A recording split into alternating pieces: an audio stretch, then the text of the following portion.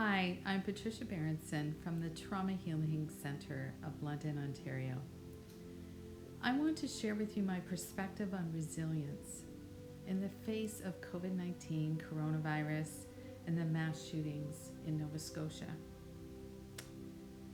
I have a special place in my heart for the folks of Nova Scotia as I've provided somatic experiencing trauma training to helping professionals in the Halifax region over the past 4 years. You, the people of Nova Scotia, are demonstrating resilience in the face of a senseless tragedy. Resilience doesn't mean glossing over the burden of a mass shooting on top of physical distancing, where 22 people in your quiet, rural community were killed, including a pregnant mom. There are no words.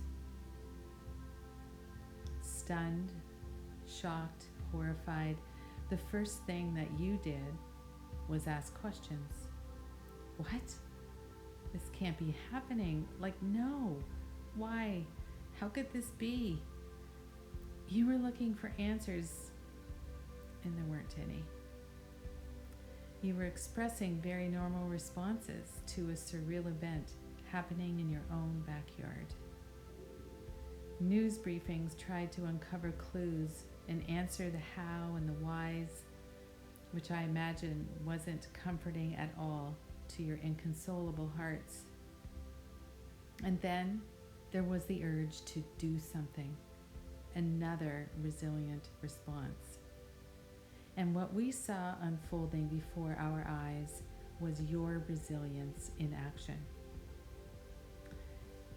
Expressing grief is such a necessary ingredient of resilience. Doing something actually helps us move through the shock. We feel better, even if only for a moment.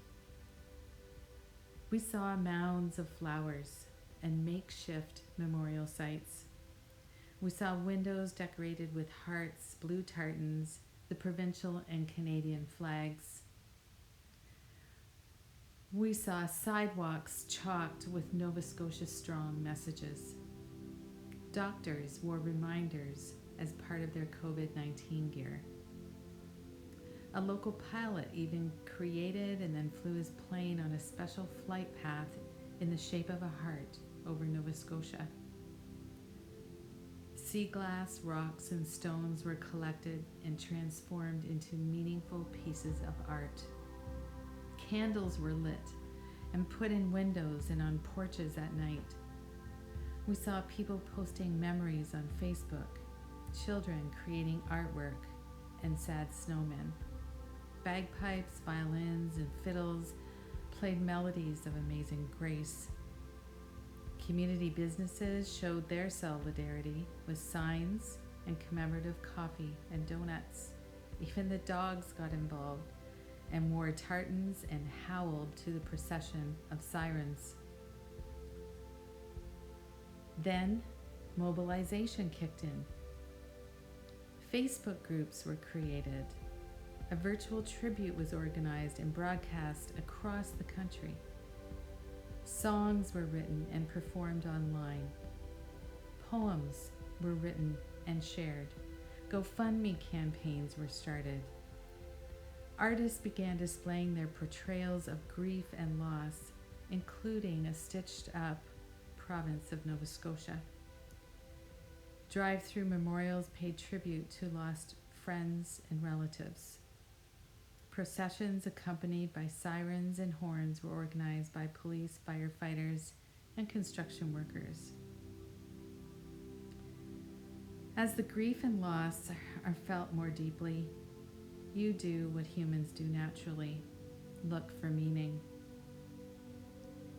Meaning in nature, with grandiose displays of color and beauty. 22 trees located in a photo depicting the 22 lives lost. Rainbows, the perennial blooms of bleeding hearts. The feather in the sky at sunset. Meaning in faith, praying and looking for the comfort from God and the divine. Ceremonial sacred fires that were kept burning, accompanied by honor songs, prayer, and drumming by the Mi'kmaq communities. These qualities of resilience, feeling shock and asking why, then doing something small to express sorrow and grief, then mobilizing as a community, and then looking for meaning, are foundational to resilience. When the spotlight has dimmed on the mass shooting, you, Nova Scotia, will rebuild your life.